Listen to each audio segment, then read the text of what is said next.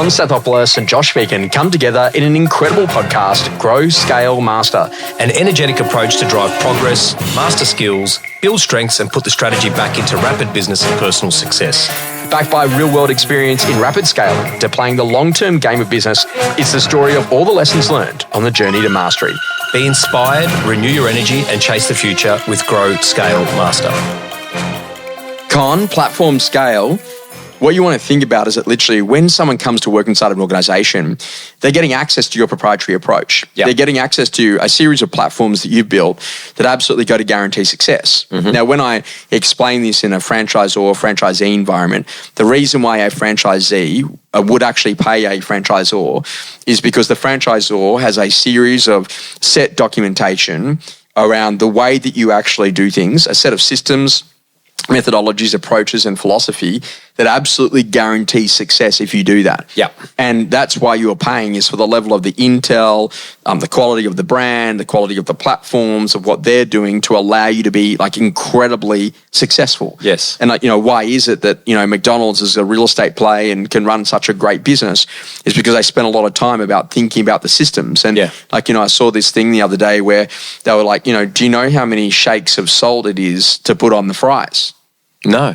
Well, you don't have to know how many shakes there are because you just turn the salt shaker upside down. Until it stops. And you just pour until it stops.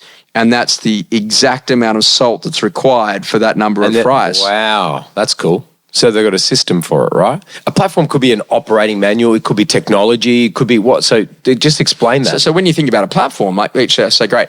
Most of us would know like a tech platform. So yes. As a platform, I log into Instagram. I can build a series of friends. I can communicate. Yeah. I now have a digital life and a real life. Yep. I have a digital set of friends that I communicate with regularly that I never actually see. Yeah. I have a group of physical, real world friends that I go and catch up with. And so from that point of view, what a platform allows you to do is it's like the network effect. Right. The fax machine was useless until someone else got one. Correct. And then when you got one, we'd send each other faxes. I know we didn't know each other there, but you started to think about that. Yeah. A mobile phone was useless until all of a sudden someone else got one. SMS, yeah. And now all of a sudden WhatsApp and then all of these other things that actually go on. So what platforms are is connection and engagement, but speed. Right. So all of a sudden you can actually get there rapid super scale. fast. Yeah, If I said to you, okay, great, hey Con, I want to go and open in this new market, you go, okay, cool, Josh, before you do it, let's just quickly check in with our new business development team in PM.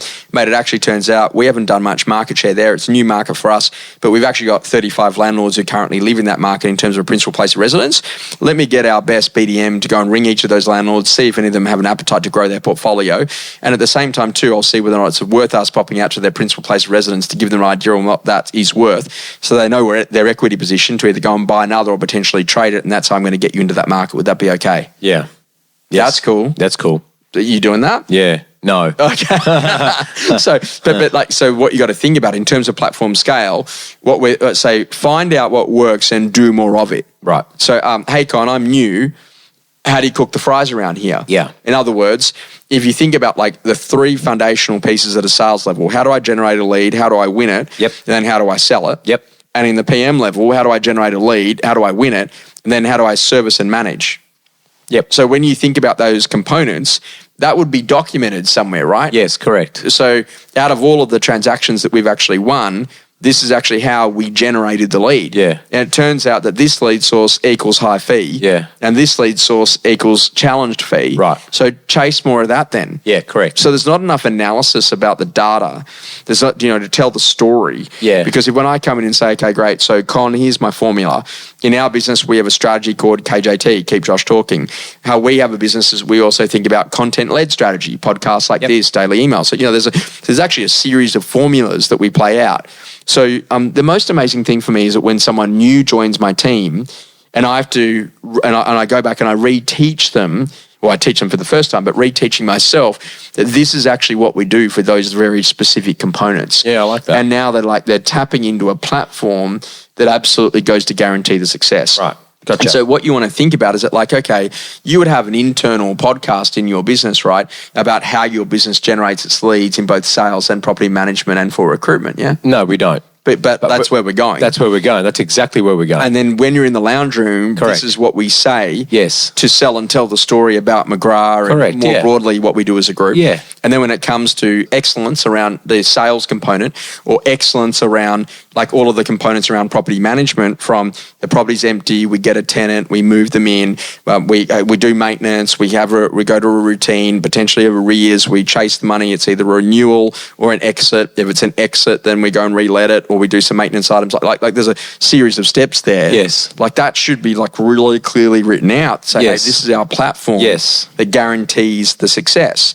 And this is interesting, is that like most organizations don't go, okay, great, well, where are our listing visuals that's a platform? The story about, what actually happens inside of that McGrath business. Where is that conversation around why we collect data the way we do? Yes. So I said to someone the other day, I'm short of a buyer. I don't have a buyer for a 4-bedder. I'm like, okay, cool. Go and ring all of your 3-bedroom market appraisals. Yep. I can't do that. Why? I don't put the appraisals in the system, and the ones I did put in, I don't put in beds against them. Oh. So if you don't follow the process, you actually mean that the platform breaks. Correct. And so that's not platform scale. That's the platform prevents the success. So it's really, really important to get clear about what you're actually doing in terms of like the formulas for everything. So, and there's going to be different people in your business have got different stylization, how Amit does it, how Rumour does it. In terms of generating a lead, there might be some common elements, work an open home, work a buyer. Rumour might work a very specific demographic and type of clientele, and Amit might be a bit more working maybe some strata bodies or some of those things because he's working in a few more medium to high density buildings. Yes. But it's really important outside of flair and fashion, like the most important conversation is that like, do we have a set of formulas for how we do this? I think a lot of businesses don't, mate. So even, we're part of, obviously, we're a franchisee, McGrath's a franchisor, and they've got excellent, operating systems and manuals and whatnot. But the reality is, I don't think a lot of people actually pay attention to this. This is critically important for rapid scale. So think about this, right? I go and I end up in a meeting with a couple of people and say, hey, Josh, we sell a lot of units and we want to get into selling houses. Yeah. So what do you think, what are some of the questions that come into my mind before I get into coaching? What are some of the questions you reckon I would have asked? Yeah, probably total addressable market, units, houses, split. Do you know what I went for? What? I said, how big's your rent roll? Yeah. I said, 1,100. Yep. I said, how long have you had it for? I said, 20 years. I said, okay. And what's your churn rate? How much do you lose off the rent roll? Yep. Oh, 10%. I said, so 10%, 1,100, get the idea. So you've also got 1,100 archived landlords. Mm-hmm. Yeah. I said, where do they all live? What do you mean? I said, out of the 2,200, 1,100 archived, 1,100 current landlords, how many of them live in your core market? 30%, 40%? No, 1,500. Wow. I said, ring them and do an appraisal on their principal place of residence. Yep. Yeah, but we don't sell houses. I said, you do now. Yeah, right. And also, too, do you know who buys houses? I said, who's that? I said, the 3-bedroom unit sellers. Yeah, that's right. They're upsizing. So the buyer who's going to buy your house is currently one of our sellers. And by the way, the other buyer is actually probably one of our current landlords who wants to buy a different house for them to live in. So does this only work, Josh, when you've got the availability of data and reference points in a usable way where people can actually look at their platforms? So the thing for me is that I'm like, if they had said, no, we don't have a property management business, yes, then I've got to go to different ways or approaches. Right. But I just saw, when you look at somebody and go, these guys have been a business owner for 20 years. I can just tell. Yeah. So I'm gonna put a massive bet on here, and I'm gonna have a crack. And I got it in one. And I was like, yes. But I don't always get it in one. But but that basic idea is, what platforms have you got that it can allow you to scale so you can get exponential growth? Yeah. So if you went to all of your key leading people, property managers and salespeople, and just said, hey, and did it one-on-one, not bulk. Yeah, of said, course. hey, Con, quick question. Man, do you know anyone else who works at another agency in a market that we service that should be working here? Yep. And if you do, like next time you see him at the acai bowl place or whatever, could you just maybe ask him, hey, are you happy? Yeah. Because I'd love you to come and work. Yeah. It'd be amazing for us to work together. Yeah. What would it take to get more of the best friends of our best people in our organisation to come and work in our organisation? Great question. Yeah, I like that. So, but isn't that like the whole idea? So what you've got to think about is that now you've got to be like thinking, okay, great, I've got to get formulas. So one of the things that I do, and I get to work with an incredible lady over in Dubai, in House and House, and with Clementine, she said to me, Josh, show me a little bit about your creativity and process of how you get really strategic on a business. And I pulled out a pen and I had an A3 piece of paper and I said, this is it. And she said, what's that? Well, so I just draw. And I start like just trying to, so Con, how big is your business? And tell me a bit more about that. And I keep on asking a whole series of questions to fact find and to get a briefing and to really understand, is the issue or is it just actually a symptom of another issue? Yes. And literally, if I just got that right, and I just think, if I had no money, what would I do? Yeah, correct. And I always come from the I have no money philosophy, because I had no money when I started this. Yeah. And literally my accountant said to me my startup capital was $50 the day that I started the Josh Phegan training company. Wow.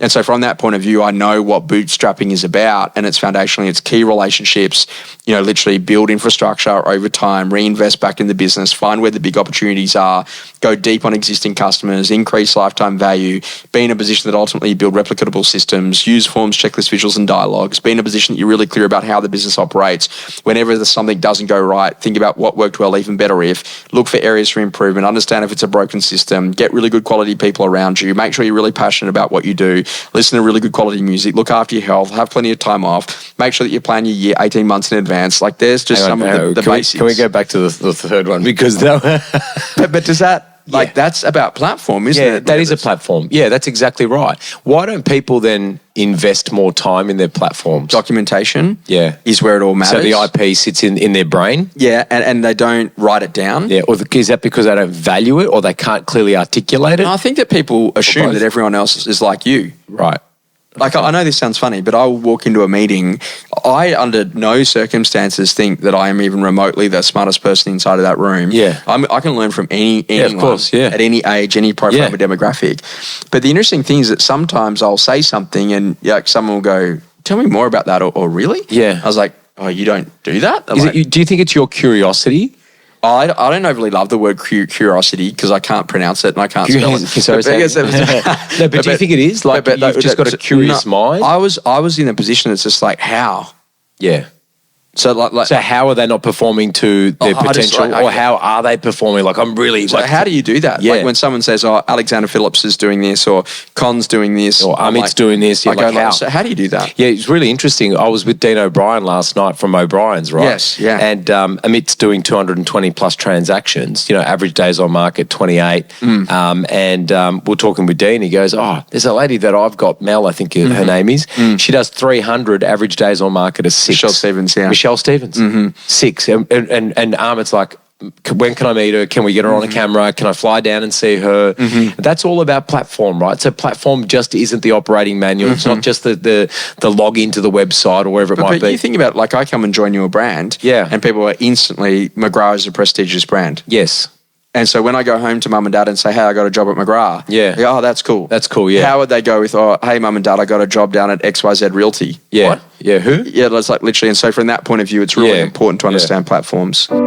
Experiences that rapidly shaped you. And like literally, I know this sounds funny, but I can't stress this enough. Get off your devices and get there with a pen and an A3 booklet and draw more. Yeah. And so these are these mind maps that you were talking about? Yeah. Right. So what Clementine said to me over in Dubai, she's like, I've never seen anyone do it. Like where you actually you don't have a device and you're just there and you're drawing. And she goes, doesn't it take longer because then you're going to have to write it all up? And I said, no. I said, this is the power because I'm drawing until I find what I need. And then when I hit an idea and I like lock in on the strategy, then I document the winning strategy. And because I've drawn it and then I document it a second time, it now goes into my brain and goes, hey, this is actually a potential way that we could solve this. Wow. So when you go, okay, cool, Josh, these are 3 issues that I'm facing in my business, I go, yeah, that's the one. And here are 3 potential ways you could fix that. Yeah, wow. So you could do this, this, or this. What do you think? I'm going to do that. I'm going to do that on the way home now. I'm going to go to Officeworks and get a blank A3 artist thing and a nice pen and do it. Yep, so that's great. Something that's changing your view. Con, I'm going to say the power of planning. You were in a session with me and you said something very powerful. You need to understand the distance between activity and when the revenue is generated. Tell us more about that. I can't remember that, Josh. You can. It was about November and literally to get the activity rolling to make sure the revenue for January and February rolls. That's right. I'm sorry. Yes, okay. You say it just so much more eloquently than me. I'm just a boy from the Western Sydney. Please. From Western Sydney. I'm not. I'm from Melbourne. Yeah. But that's exactly right. It's all about reading the play. So, hey, we knew that in April, May and June, it was going to be an interrupted quarter. Yes. It's also the last quarter of the financial year. We've got business planning. We've got school holidays. we've got Easter, Anzac Day, we had an election, we knew all of these things, yet a lot of people didn't have the plan in place to be able to attack it, right? So for us, it's all about how can we read the market, and instead of being or succumb to market conditions, we can create our own conditions outside of any market influences. Does that make sense? Of course it does. But the thing about it is that like I remember ringing a guy on the 23rd of December and said, oh man, look, I've got I've got an available coaching session tomorrow on the 24th. Would you like to book in? He said, no. I said, why not? I know you wanted a coaching session. He said, Josh, it's Christmas Eve. Yeah, man. And so what I worked is I was trying to produce revenue at the wrong time. Yes. But instead, what I should have been doing is taking time to rest and to renew, but literally come back in and at the right time. So activity and revenue have got to land. You've got to understand how your market actually works. That's exactly right. And learn how to play. Yeah.